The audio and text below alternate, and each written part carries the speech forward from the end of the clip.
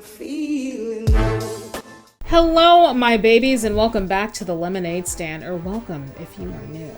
My name is Brianna. I am a certified personal trainer, a big, huge biology nerd, and a registered dietitian to be. And today we are shifting gears just a little bit, and I am finally answering the fitness prayers of so many of you. I am going to be sharing with you today some of my favorite low-impact cardiovascular exercises that require little to no equipment. This has been super highly requested video by so many of you, so please stick around until the end, or at least 3/4 of the way through, and give me some good feedback. Before we proceed, if you love science-based health, wellness, and fitness education with some lulz, and some dry sarcasm along the way, slap that subscribe button and join the Lemonade Stand. Alright, enough introductions. Let's make lemonade. Oh, by the way, this is one of my favorite sweatshirts right here. And you know, this is not sponsored or anything, but this is a Lululemon. Haven't worn it in a while because it's been hot. It has been disrespectfully hot here in Texas, and there's no reason for me to wear it outside the house. But really, I just threw it on for this video. I'm saying I just threw it on like it's like a whatever sweatshirt, but it's really one of my favorites. A really common workout demonstration request that I get is low impact exercises for people with bad knees or just musculoskeletal issues of the lower extremities, as well as low impact exercises get your heart rate up and are safer alternatives for people who are overweight or obese as well. So that's what I decided to do today. I'm going to show you guys 10 of my favorite low impact cardio exercises that are generally okay for most people as alternative to high impact workouts. Every single one of these requires minimal equipment. Some of them don't even require any equipment at all. So if you enjoy this video, save it. If you hate it, then I assume you'll probably stop watching at a certain point, but I still appreciate the view. Also, some of you may be wondering why I'm showing 9 instead of 10. Well, it was going to be 10. But after I got done filming, I got home, looked at the footage, and I didn't like the footage of one of them. Like, the angle was bad, the lighting was bad. I felt like the poor quality was distracting from the workout, so I was like, you know what? I deleted it, and so now this is a video of 9. So here we go. So this first one reminds me of that thing that football players do, like when they trot in place to get warmed up. Do football players even really do that, or is that just in the movies? Anyway, this first one is similar to it, but I took a slightly different take on it to lessen some of the impact on the knee. Not sure what to call these. You guys get creative and come up with a new name for them. All I'm doing is sitting down into a slight squat. It's really shallow because since the goal is to lessen the impact on the lower extremities, I'm not going to sit into a full squat. Depending on your own capabilities, you may be able to sit a little bit lower, so just play around with it to find something that is not painful while you're doing it, but still challenging.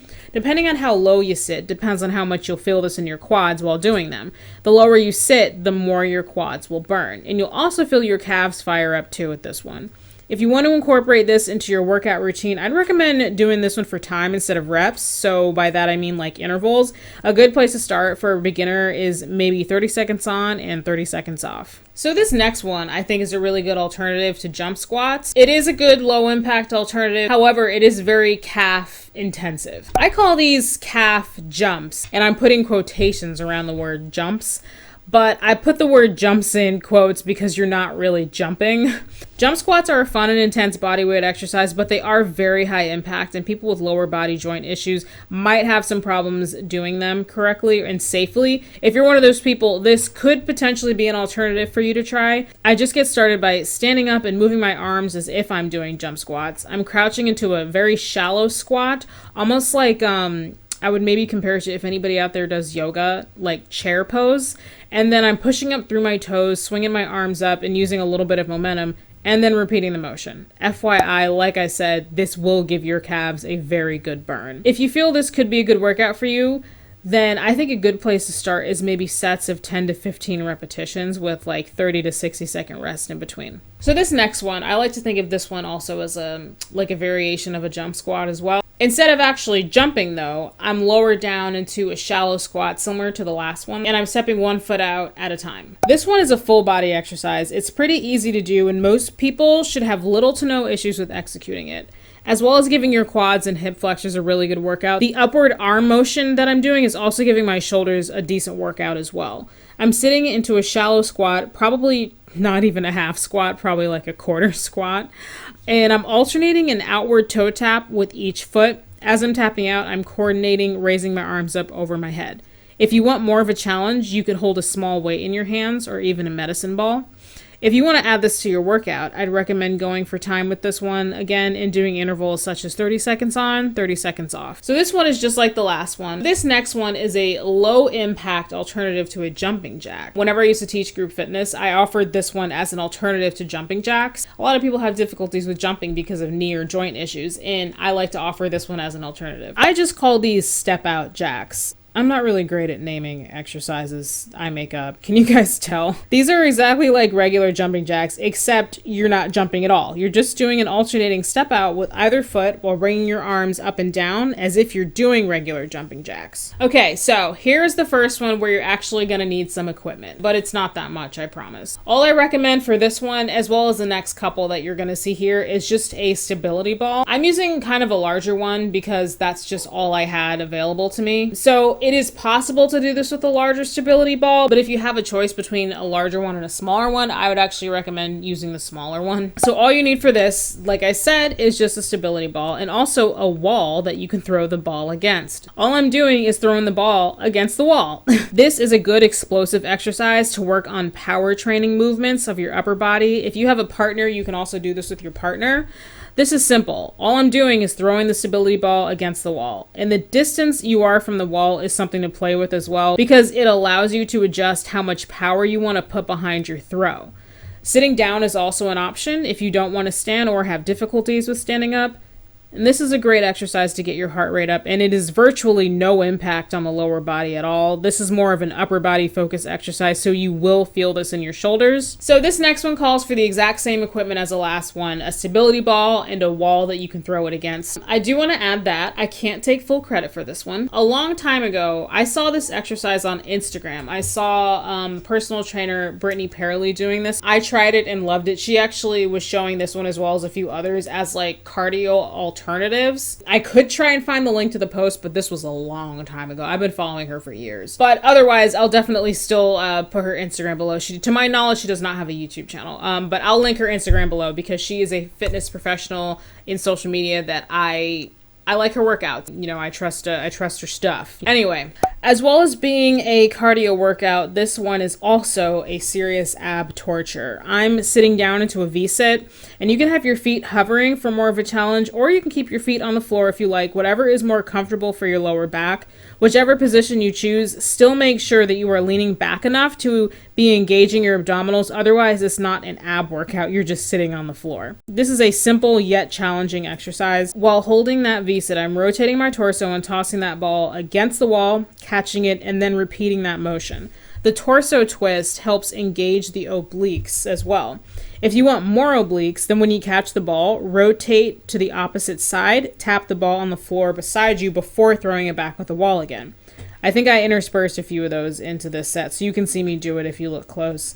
Every single time I do this, I have to play around with how far I'm sitting from the wall, because if I'm sitting too close, I inevitably get smacked in the face a couple times by the ball as I'm throwing it back and forth, so definitely look out for that. Another word of caution is to look out for your lower back. V-sits already can pose a little discomfort to the low back. I personally do not have issues with my low back and can adjust to a comfortable position and tolerate a little bit of burn that I might feel, but you may be different. If you have serious issues with your lower back, you might choose to skip this one. So this next one is extremely simple, but very intense. I feel like you cannot include a compilation of low impact cardio exercises without including this one. Ball slams. I have had obese clients in the past that have a lot of difficulty doing any type of jumping, high stepping, or high impact stuff due to their size putting too much pressure on their knees. And it's for those clients that I would have them do ball slams. Ball slams are super fun. I think they're fun anyway. They're a great way to get your heart rate up, and you pretty much don't have to use your lower body at all, aside from just standing there. Ball slams are just how they sound. I'm slamming the ball on the ground, catching it, and then repeat. I do have to say, I actually don't recommend using a stability ball like you see me doing here. I actually would recommend using a medicine ball or another type of weighted ball that's more designed for this purpose. I'm using a stability ball because it's all I had at my disposal. My gym doesn't have a slam ball.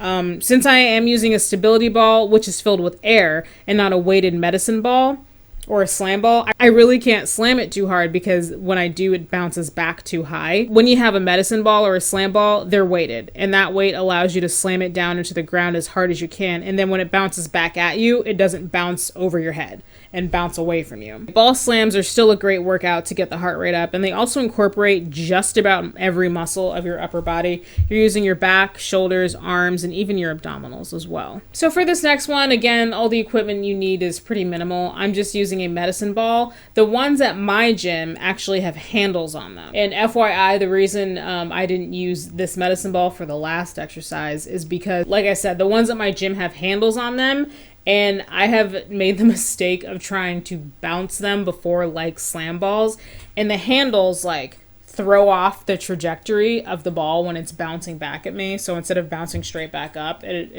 sometimes it'll bounce straight back up and spring up and hit me in the face. But most of the time I'll throw it down and then it'll bounce like completely to the left or completely away from me. So that's why I don't recommend bouncing medicine balls with handles on them. That's a lesson that I learned, and I'm passing the savings on to you. So this exercise incorporates more of your body, including your legs, but it's still low impact on the knees. I'm standing with my feet slightly wider than hips width apart, holding the ball in my hands, raising it above my head as I stand up straight. Then I'm lowering the ball back down to the floor while sitting into what I would call a half squat. You can definitely do a full squat with this, but if the objective is to keep things low impact, then doing a full squat would defeat that objective. So that's why I'm doing a half squat.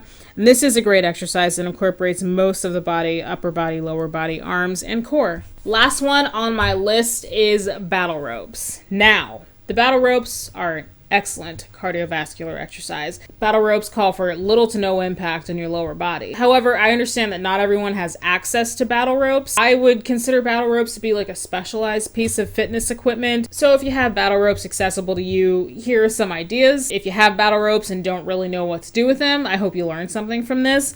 And if you don't have battle ropes at all and have no interest in seeing this, I wouldn't be terribly offended if you clicked off, because at this point you made it through most of the video. FYI, for like the first 30 to 40 seconds, there's going to be an obnoxious blur behind me, because there was a girl training in the same room as me, and she was kind of walking in and out of the frame. Unless I have someone's permission to film them in real life and then put them on the internet in one of my videos, I blur their faces. And some of you may be wondering, why didn't I just re-record those takes after she left? Well, you know what? Brianna was very tired after training legs and doing the Stairmaster, so my brain was not functioning at full capacity at this point, and it didn't occur to me to refilm those takes, so can we all please just deal with it? Anyway, first I'm just doing standard battle ropes, alternating whips. Is that what you call them? I don't know. This is a common method you may see a lot of people doing with battle ropes. Another variation is using one arm at a time and switching. When I'm using the battle ropes, I usually train for time and not reps, so when I'm doing this variation,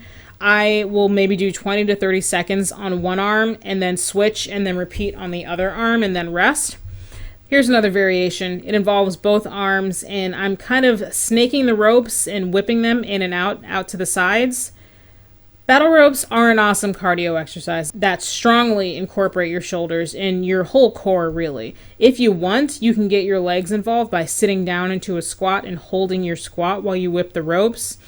Like I said before, when I train using the battle ropes, I like to train for time and not reps. So I normally will do intervals of like 30 seconds on, 30 seconds off, repeat. Maybe as you progress and get better and get stronger, you can do 1 minute on, 30 seconds off, or something like that. In conclusion, I don't really think there's a conclusion to be drawn from this, actually. I just didn't want to end the video without saying that. A video like this has been requested for a very long time, so I really hope that it found you well, and I hope you learned something. I've done videos of me doing workout demonstrations before on my channel, but that was, I think the last one was like, during, in the height of the pandemic when we were all quarantining and stuck at home. And also at that time I had like 3K subs. A lot has really changed since then, so I actually would really want/need your feedback on this particular type of video. Please tell me everything you liked or didn't like about this. Be brutally honest, because it really at the end of the day helps me improve my content for you guys, and that's what I want to do. And if you really like this and want me to do more like this, drop a few suggestions below. Like another one I plan to do is like my favorite glute exercises.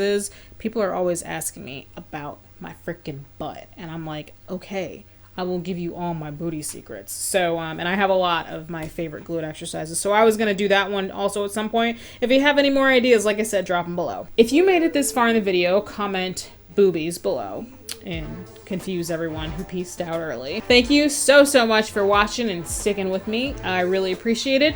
Like this video, subscribe to my channel for more shenanigans, shop my merch store if you really want to be a lemon drop, but if you want to be a lime, I mean, I guess that's fine if you want a terrible life, but whatever.